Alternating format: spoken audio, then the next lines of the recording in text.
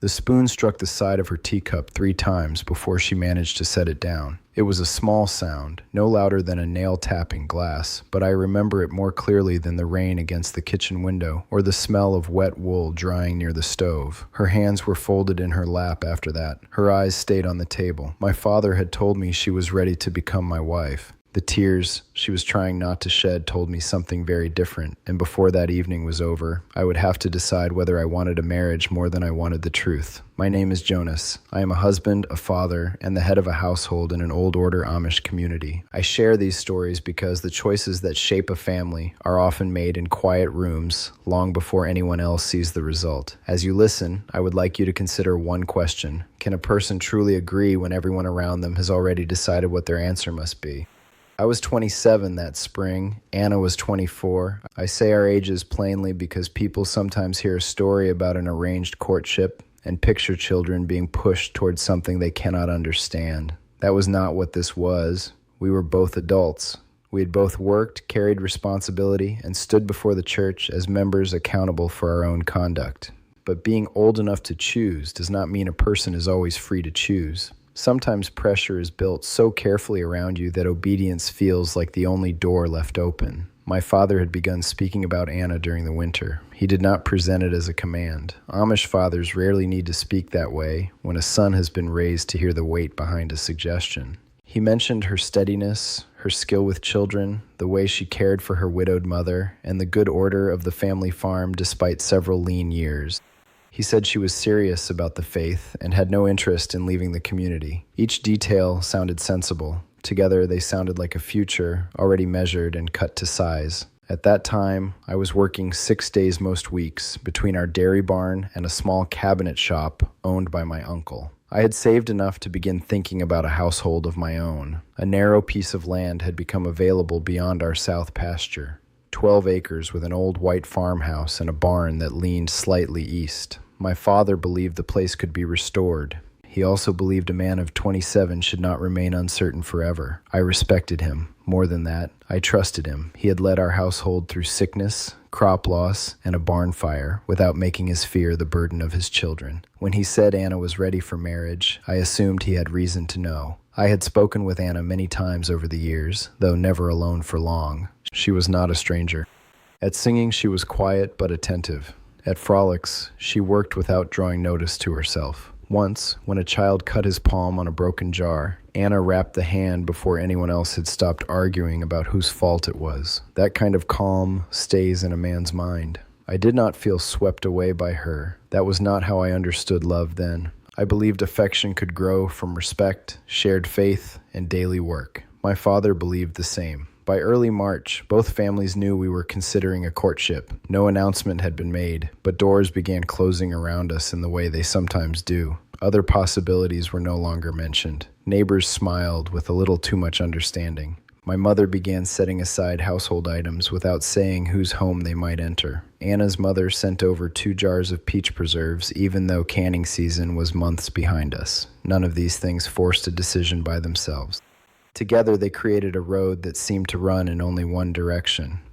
I noticed that Anna grew quieter whenever our families met.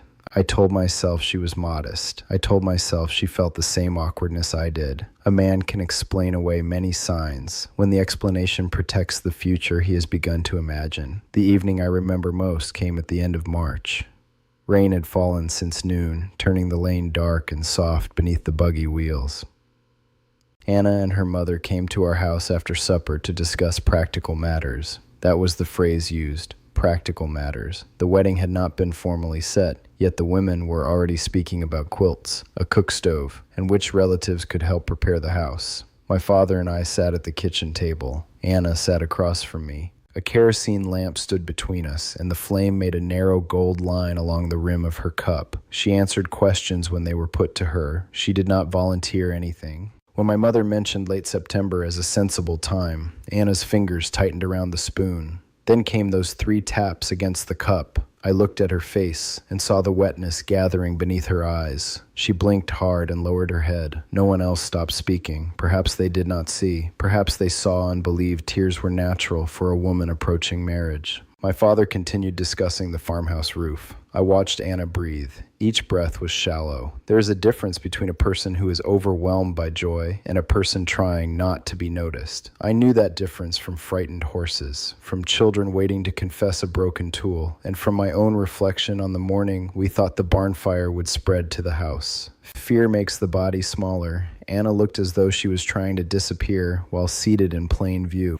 I asked whether she would walk with me to the woodshed so I could show her the walnut boards I had set aside for a table. It was a poor excuse, but no one objected. The rain had weakened to a mist. We stood beneath the woodshed roof with the smell of sawdust, damp earth, and split hickory around us. I kept several feet between us. I did not reach for her hand. I did not tell her what answer I wanted. I asked whether this marriage was what she had chosen. For several seconds, she said nothing. Water fell from the edge of the roof in a steady line. Then she looked at me, and the one sentence she spoke has stayed with me all my life. I am not ready, Jonas. I am afraid to say no.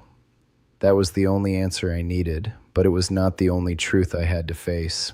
I asked no questions that would make her defend herself. I did not ask whether she might become ready with time. I did not remind her of the work already done or the expectations already raised.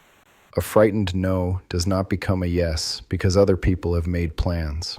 I told her we would return to the kitchen and that nothing would be settled that night. She looked relieved but not safe. I understood then that postponement alone would leave the pressure in place. If I said I needed more time, the families would simply wait and begin again. The refusal had to come from me, publicly enough that Anna would not be blamed for it. We stepped back into the kitchen. The room felt warmer than before. Wet coats hung near the stove. My father had a pencil in his hand and was marking figures on the back of an old feed invoice. I sat down but did not remove my coat. I said the marriage would not go forward. I said I had made the decision and asked that no one question Anna about it. The silence that followed was not peaceful. My mother stopped with one hand resting on the back of a chair. Anna's mother stared at the table. My father set down the pencil with care. He did not raise his voice. That almost made it harder. Anger can be answered. Disappointment from a man you respect settles deeper. He asked whether I understood the damage I was doing. I said I understood that a marriage begun without a willing answer would do greater damage. He said I was mistaking nervousness for refusal. I told him I was not. Anna and her mother left soon after. No one spoke while their buggy crossed the yard. The lantern at the rear moved slowly through the rain until the darkness took it. My father and I remained at the table. The feed invoice lay between us, and when I turned it over, I saw calculations involving the 12-acre property, our herd, and acreage belonging to Anna's family. The marriage had not been only about faith or companionship. It had become part of a plan to join land, labor, and debt into something my father believed could preserve both households. He had been thinking like a provider. That did not excuse what he had done. But understanding a man's reason is not the same as approving his choice. Over the next hour, more became clear. My father had known Anna was resisting. Her uncle had told him she cried when the marriage was discussed and had asked for another year. My father believed she would accept once arrangements became firm. In his mind, hesitation was not refusal. It was a weakness that certainty could cure. He had told me she was ready because he believed readiness could be produced by removing alternatives. That was the lie. It was not a careless misunderstanding. It was a decision to replace her answer with the answer he thought was best. I had never before seen my father as a man capable of such a choice. Children imagine their parents as fixed things, like fence posts sunk below the frost line. Even when we become adults, part of us still believes they stand outside ordinary temptation. That night I saw that my father could fear poverty enough to call pressure wisdom. I also saw something uncomfortable in myself. I had accepted every assurance because it suited me. I had noticed Anna's silence and named it modesty. I had watched her withdraw and called it seriousness. My father's lie had prepared the road, but I had walked it without asking where she wanted to go.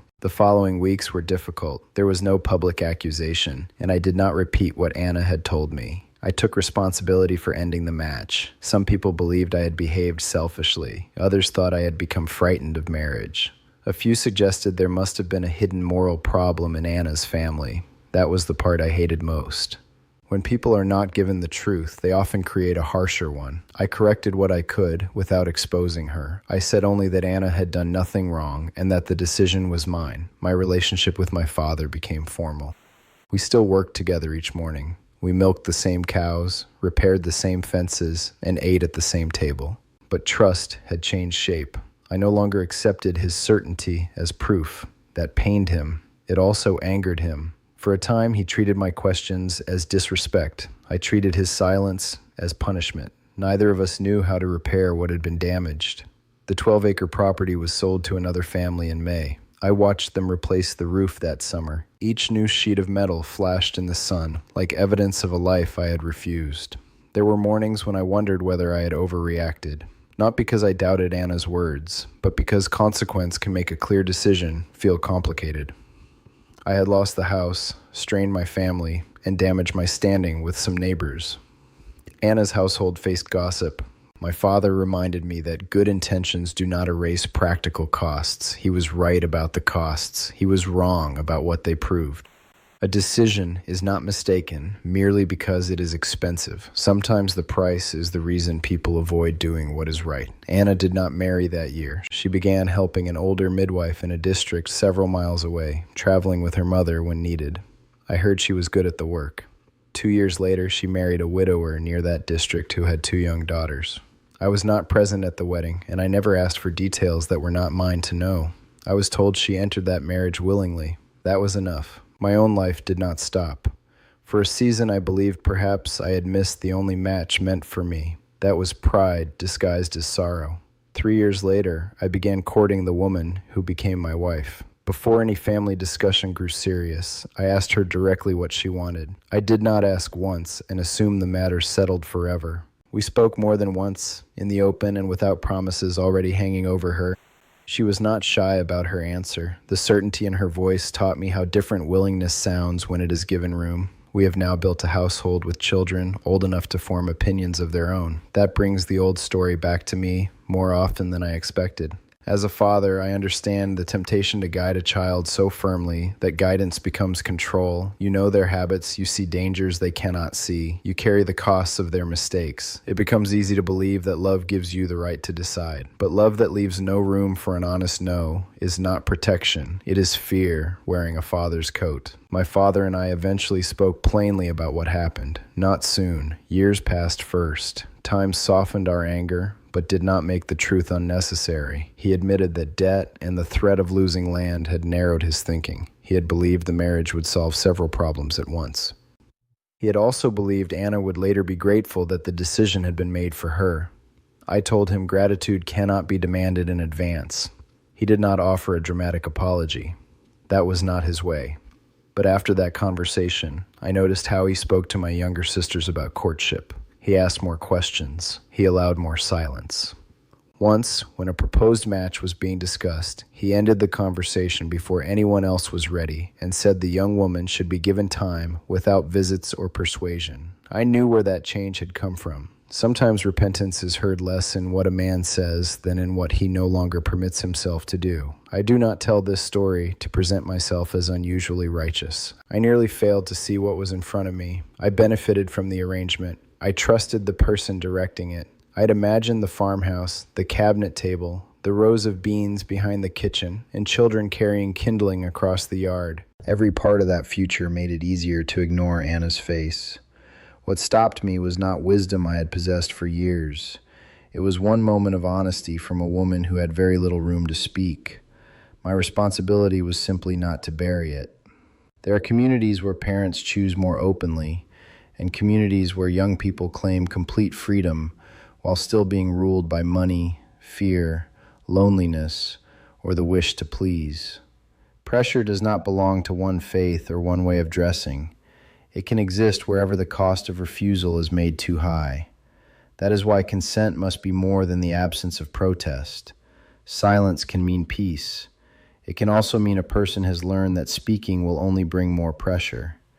Tears do not always mean no, but they are a reason to stop asking for yes. What I understand now is simple. A marriage can survive poverty, disappointment, illness, and years when affection feels more like duty than warmth. It cannot be made honest by pretending that one person's will is enough for two. The beginning matters, not because every beginning must be romantic, but because both people must be allowed to stand in it freely. My father wanted to secure two households. In doing so, he almost built one on a lie. I wanted to trust him.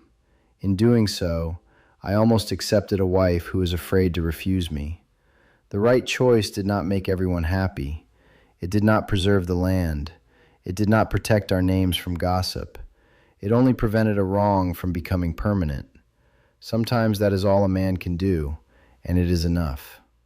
If these stories from inside Amish family life help you see the quiet decisions behind the public picture, you are welcome to subscribe. I would also like to hear your answer to this. When family expectations and a person's own choice collide, where do you believe responsibility begins? I read more of those responses than you may think, and I am grateful when people answer honestly.